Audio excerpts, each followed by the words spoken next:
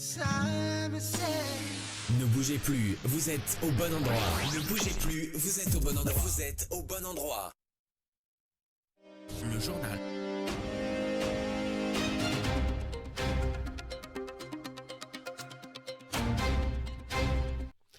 Le journal de 13h30 sur les ondes de RTCI. Bonjour à toutes et à tous. Au sommaire de cette édition, commémoration aujourd'hui du 87e anniversaire des événements du 9 avril 1938, une date fondatrice, un devoir de mémoire et un rappel des racines de la souveraineté nationale.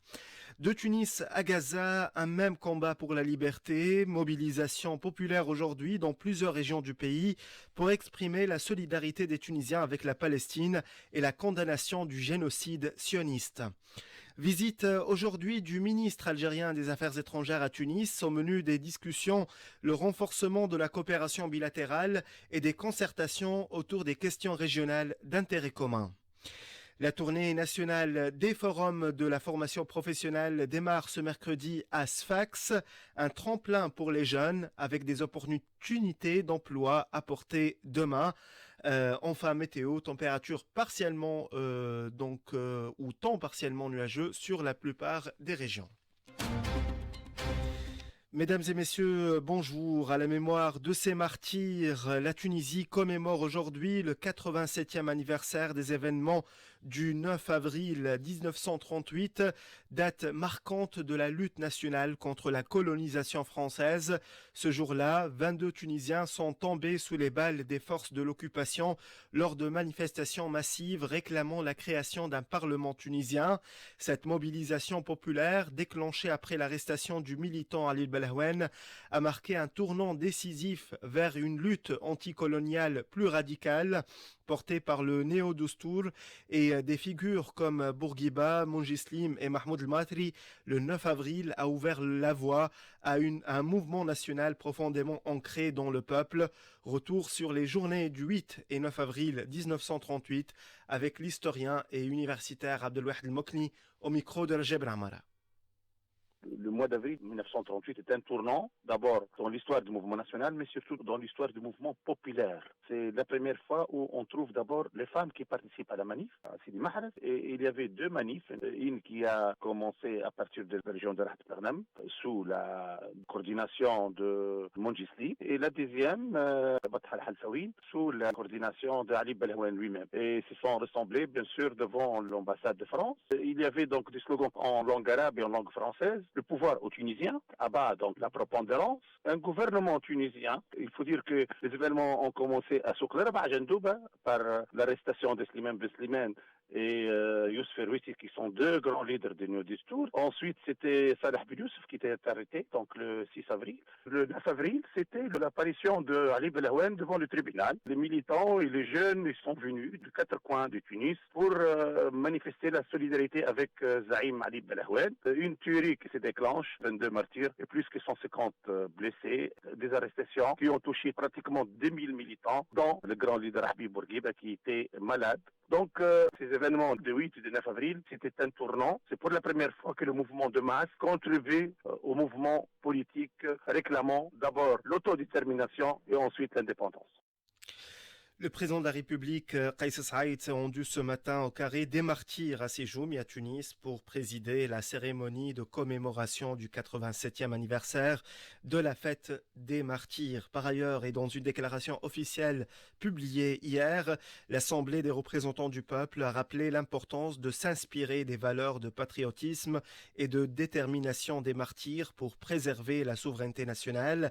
Cette date, symbole de la lutte pour l'indépendance et la souveraineté, coïncide cette année avec la mise en place du cadre législatif du Parlement bicaméral conformément à la Constitution de 2022, un hommage à l'un des combats portés par les martyrs, la création d'un Parlement tunisien. Dans les régions du Nord-Ouest également, la mémoire du 9 avril a été honorée. Des cérémonies de commémoration ont eu lieu dans plusieurs localités où l'histoire de la lutte nationale est profondément ancrée. Le point avec notre correspondant Jamel Tibi. C'est dans une atmosphère de piété, de ferveur et de recueillement à la mémoire des martyrs tombés au champ d'honneur lors des manifestations populaires du 8 avril 1938 que des cérémonies officielles ont été organisées partout dans le pays avec le passage en revue de détachements de l'armée, des services de sécurité et de la garde nationale et le salut du drapeau national que l'on a hissé dans les grandes places en présence d'un grand nombre de responsables régionaux, de militants et des composantes de la société civile. Le tout sous le son de l'hymne national qui a été entonné à l'occasion. Des cérémonies ont été aussi organisées au siège des gouvernorats au cours desquelles des militants ont été décorés et honorés en reconnaissance à leur précieuse contribution au service du développement de la nation et en l'honneur des martyrs tombés sous l'autel de l'indépendance et de la liberté pour la prospérité de la Tunisie et de son peuple, mais aussi pour faire en sorte que cette date ne sombre pas dans l'oubli et demeurera à jamais un symbole de la lutte des Tunisiens pour l'indépendance de leur pays contre le colonialisme barbare. En ce 9 avril, jour où la Tunisie se souvient du sacrifice de ces martyrs tombés sous les balles de l'occupation française, les Tunisiens n'ont pas oublié que la lutte contre l'oppression et la colonisation et la lutte pour la liberté continue à Gaza, où des millions de Palestiniens pris au piège dans une guerre génocidaire sans fin subissent des violations massives de leurs droits.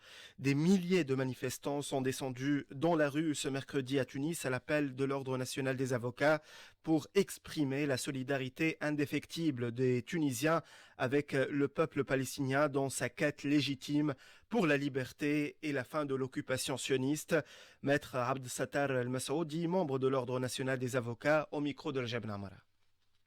C'est une manifestation des hommes d'Europe aujourd'hui pour crier haut et fort contre le génocide qui se trame à Gaza depuis maintenant 1 an et demi. C'est une manifestation qui en dit beaucoup sur la colère des hommes d'Europe, qui est une frange qui a été et le sera toujours pour la défense de notre peuple frère les Palestiniens. Le corps du barreau tunisien à la tête du bâtonnier et le conseil de l'ordre ainsi que les sections de tous les tribunaux de la Tunisie seront présents pour dire assez de meurtres et de génocide et d'employer de mesures contre cet État sioniste-là envahisseur qui, depuis 48 maintenant, ne cesse de s'élargir sur le territoire palestinien. On a fait appel donc à l'international des avocats là pour nous prendre comme témoins contre ce génocide contre les Palestiniens et Gaza. Et on verra donc peut-être qu'il va y avoir une délégation tunisienne des avocats qui va plaider cette cause-là à La Haye ou ainsi. On verra après la manifestation quelles sont les décisions, l'approche qu'on va prendre. Et là, je fais appel à tous les confrères là pour se rallier à cette cause noble. La ville de Gafsa ne cesse de bouillonner de colère avec un enchaînement de manifestations de soutien à la cause palestinienne et des témoignages houleux d'indignation contre le génocide barbare commis par l'entité sioniste sur la population civile à Gaza. Ce matin, des centaines de manifestants venant des 4 coins du bassin minier ont sillonné les artères de la ville et diffusé des discours de soutien à la cause palestinienne. Le point avec notre correspondant Lahder Suid. Hier matin, les étudiants avaient mené un important rassemblement dénonçant le crime de l'agresseur Shamsat Adam et blâmant les régimes arabes pour leur silence honteux et la complicité des États de la région entretenant des relations diplomatiques avec l'ennemi. Hier après-midi, un cortège strictement féminin composé de tous les corps de profession, estimé à 200 participantes, avocates, médecins, pharmaciennes, enseignantes, ainsi que toutes les composantes de la société civile. Elles ont crié leur indignation et leur colère face aux crimes perpétrés à Gaza. Ce matin, 1 millier de personnes venues des 4 coins du bassin minier se sont joints aux manifestants de la ville pour arpenter les artères du centre urbain et diffuser des discours de soutien et de solidarité indéfectible envers les femmes et les enfants de Gaza qui subissent les pires exterminations ethniques du XXIe siècle en direct, au vu et au su d'un monde aveugle et sourd-muet. Le chef de la diplomatie algérienne dans nos murs, le ministre algérien des Affaires étrangères, Ahmed Attaf, arrive ce mercredi à Tunis pour une visite de travail de 2 jours à l'invitation de son homologue tunisien Mohamed Ali Nafti. Selon le département, cette visite s'inscrit dans le cadre de la tradition de concertation et de coordination entre les deux pays autour de certaines questions régionales et internationales d'intérêt commun. Les deux ministres examineront également les moyens de renforcer davantage la coopération bilatérale. La ministre des Finances, Meshket Slem Al-Khaldi, annonce que son département se penche actuellement sur la mise à jour du budget de l'État pour 2025 en tenant compte de la conjoncture économique mondiale. Lors d'une séance d'audition tenue hier au Parlement, la ministre a également précisé que le projet de loi de finances 2026 sera bientôt présenté avec comme principale orientation moins d'emprunts extérieurs, plus d'autonomie et une meilleure maîtrise des dépenses. Par ailleurs, la ministre a fait savoir que le nouveau code d'échange est presque prêt et qu'il sera présenté à l'ARP prochainement pour adoption. Une nouvelle mesure gouvernementale pour faciliter l'accès au logement aux ménages à faible revenu. La présidence du gouvernement annonce la publication hier dans le journal officiel d'un décret autorisant à l'agence foncière de l'habitat à acheter des terrains publics à des prix réduits de 70% pour aménager des zones urbaines. 50% des lots seront réservés aux familles dont les revenus ne dépassent pas 3 fois le SMIG. Cette mesure vise à répondre à la crise du logement et améliorer les conditions de vie des Tunisiens les plus vulnérables. À partir du 1er juin 2025, tous les voyageurs entrant en Tunisie par bateau devront obligatoirement utiliser l'application de la douane tunisienne Smart Traveler pour obtenir leur permis de circulation et déclarer leurs marchandises. C'est ce qu'a annoncé hier le colonel-major Chokri Jebri, porte-parole de la douane, précisant que cette procédure, déjà existante mais jusqu'ici facultative, vise à simplifier les formalités, réduire les temps d'attente et accélérer le passage au port. Les voyageurs pourront également effectuer ces démarches via le site officiel www.douane.gov.tn pour recevoir un QR code qui permettra ensuite de finaliser les formalités en toute simplicité. Lancement ce mercredi à Sfax par le ministère de l'Emploi de la tournée nationale des forums régionaux de la formation professionnelle visant à orienter les jeunes vers des métiers porteurs. Cette première escale au Palais des Expositions à Sfax inclut des ateliers, des échanges avec les visiteurs ainsi que des visites d'entreprise. Prochaine étape, Sousse les 15 et 16 avril, puis Sidi Bouzid les 22 et 23 de ce mois, avec 506 spécialités disponibles de la formation professionnelle. Cette spécialité se positionne comme un tremplin vers l'emploi, y compris à l'étranger, avec des accords déjà signés avec plusieurs pays au monde, comme l'Italie, le Canada ou encore les pays du Golfe. Les compteurs intelligents de la SONED sont désormais opérationnels à Sedouikish dans la délégation de Jerba Midoun. C'est ce qu'a annoncé Hamadi Hbaïb, secrétaire d'État chargé des ressources hydrauliques relevant du ministère de l'Agriculture. Ce projet pilote, qui concerne plus de 2000 abonnés, foyers et commerces confondus, marque un tournant dans la gestion de l'eau, contrôle à distance, détection immédiate des fuites, relevé de consommation en temps réel, une innovation au service de la rationalisation. Hamad Yahbaïb a également annoncé une série de mesures pour lutter contre le gaspillage de l'eau dans la région et renforcer la production de l'énergie. Il intervient au micro de Mimoun Tounsi.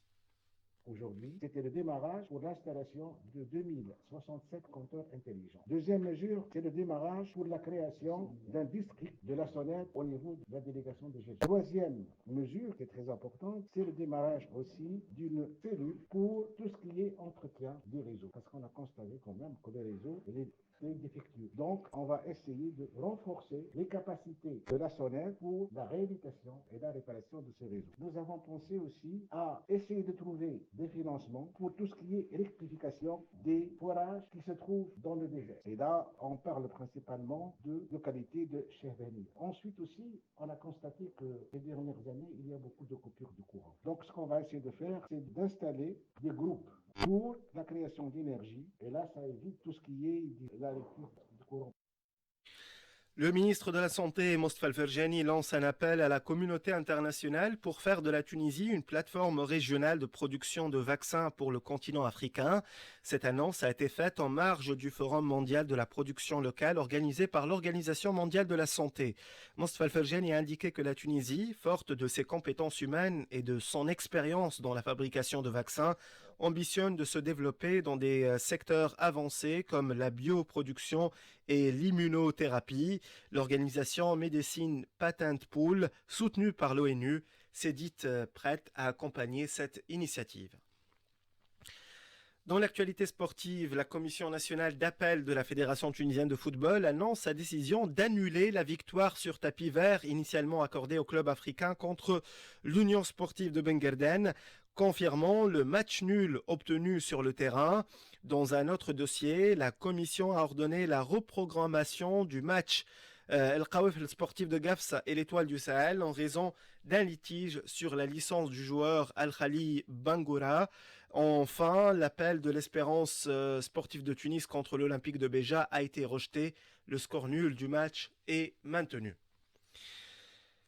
L'entrée dans tous les sites archéologiques, musées et monuments sous la tutelle de l'Agence de mise en valeur du patrimoine est gratuite ce mercredi à l'occasion de la fête des martyrs. Une mesure valable pour tous les Tunisiens et les résidents étrangers sur simple présentation d'une pièce d'identité. L'agence rappelle que cette gratuité s'applique aussi chaque premier dimanche du mois ainsi que lors des Journées internationales du patrimoine le 18 avril, des musées le 18 mai et durant les jours fériés. Les prévisions météo avant de vous quitter. La journée a commencé sous une brume locale avant de laisser place à quelques nuages sur l'ensemble du pays.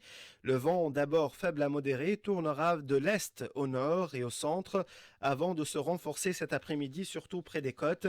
Côté température, elles sont comprises entre 22 et 27 degrés au nord et au centre et atteindront les 31 degrés dans le sud. Ce journal touche à sa fin. Un bref rappel de ses titres. Commémoration aujourd'hui du 87e anniversaire des événements du 9 avril 1938, une date fondatrice, un devoir de mémoire et un rappel des racines de la souveraineté nationale. De Tunis à Gaza, un même combat pour la liberté, mobilisation populaire aujourd'hui dans plusieurs régions du pays pour exprimer la solidarité des Tunisiens avec la Palestine et la condamnation du génocide sioniste.